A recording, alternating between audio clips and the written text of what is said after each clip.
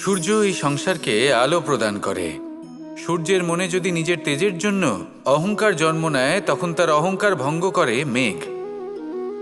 সূর্যের আলো পূর্ণরূপে ঢেকে দেয়।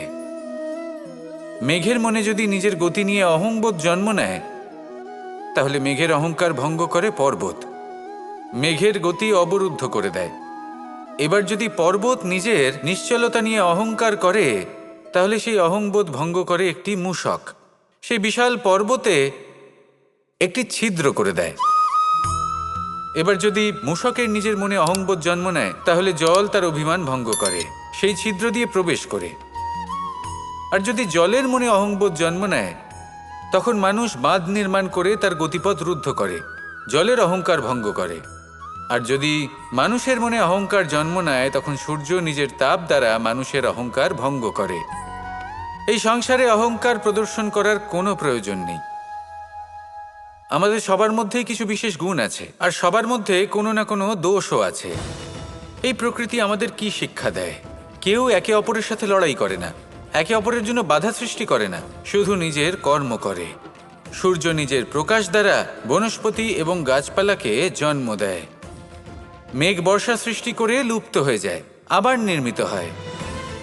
পর্বতের সেই নিশ্চলতা সেই বর্ষাকে একটা দিশা প্রদান করে, আর তারপরে তা ধারা হয়ে প্রবাহিত হয়ে যায়। এইসব কি? এইসব একটা সম্পর্ক, একটা চক্রের মতো। সবাই একসাথে নিজের কর্ম করে, তাই এই চক্র আবর্তিত হয়। এটা আমাদেরও করতে হবে, একসাথে মিলে কাজ করতে হবে। কারোর জন্য বাধা হয়ে উঠলে হবে না, কাউকে ছোট মনে করলে হবে না। এটাই করতে থাকুন, সবাই মিলেমিশে কর্ম করুন। প্রকৃতি আমাদের এই শিক্ষাই দেয়। আসুন আমার সাথে ভালোবেসে বলুন, রাধা রাধা। আপনি কখনো কোনো বাহনকে দেখে থাকবেন, তার অনেকগুলো ভাগ রয়েছে, ভিন্ন ভিন্ন ভাগ, যেটা একসাথে কর্ম সম্পাদন করে। তা সে চাকা হোক বা যন্ত্র হোক, বা সেই বাহন নিয়ন্ত্রণকারী ব্যক্তি আদি ইত্যাদি। সবাই নিজের ক্ষমতা অনুসারে, নিজের স্বভাব অনুসারে নিজের কর্ম করেন। কিন্তু যখন কথা ওঠে বাহনের অগ্রসর হওয়ার, পথ চলার, তখন তার মূল অর্থ যেটা আমরা বুঝি সেটা হলো চাকা। এবার এমন ঠিক কেন হয়? কারণ চাকার স্বভাব হলো চলতে থাকা, সেই জন্য সে চলতে থাকে, তাই বাহনও চলতে থাকে।